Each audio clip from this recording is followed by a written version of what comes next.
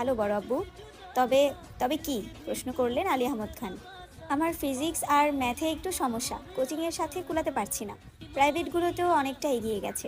আলী আহমদ খান বললেন, ঠিক আছে, তোমার জন্য প্রাইভেট টিউটর নিয়ে আসবো। কাল বা পরশুর মধ্যেই ম্যানেজ করতেছি। তুমি চিন্তা করো না, মন দিয়ে পড়াশোনা করো আম্মু।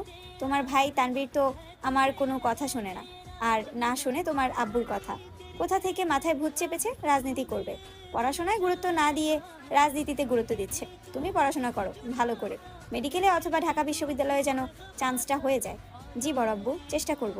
খেয়েছো কিছু তোমরা? আলী আহমদ খান জিজ্ঞেস করলেন। এবার উত্তরটা মিম দিল। হ্যাঁ বড় আব্বু, খেয়েছি আমরা। ঠিক আছে, এখন রুমে গিয়ে পড়তে বসো। তিন ভাই বোন কোনো কথা না বলে তিন দিকে যার যার রুমে চলে যায়। রাত 9টায় বাড়িতে ঢুকে আবির আর তানভীর খাবার টেবিলে খেতে বসছেন। তিন ভাই আর আদি।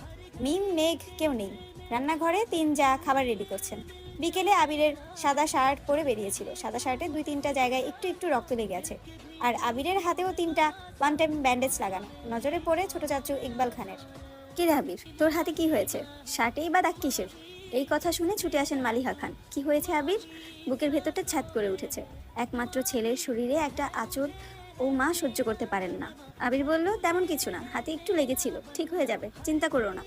আর কথা না বাড়িয়ে সিঁড়ির কাছে চলে যায় আবির। আলী আহমদ খান ছেলের দিকে তাকিয়ে প্রশ্ন করেন, খাবে না? না আব্বু, বিকেলে খেয়েছি, খিদে নেই। এই বলে রুমের দিকে চলে যায় আবির। আবিরের কণ্ঠ শুনে মেঘ রুম থেকে বের হয় তাড়াতাড়ি। এতগুলো গিফট দিলেও অবশ্যই ধন্যবাদ জানানো উচিত। 7 বছরে ভাইয়ের মুখটাও দেখেনি সে। কিন্তু কেয়ার রুম থেকে বের হতে হতে আবির রুমে ঢুকে পড়েছে। মেঘের চোখে মুখে নীরবতা। নিচে গিয়ে সবার সাথে খেতে বসে। তানভীরও খেতে বসেছে হাত মুখ ধুয়ে। ইকবাল খান তানভীরের উদ্দেশ্যে বলে,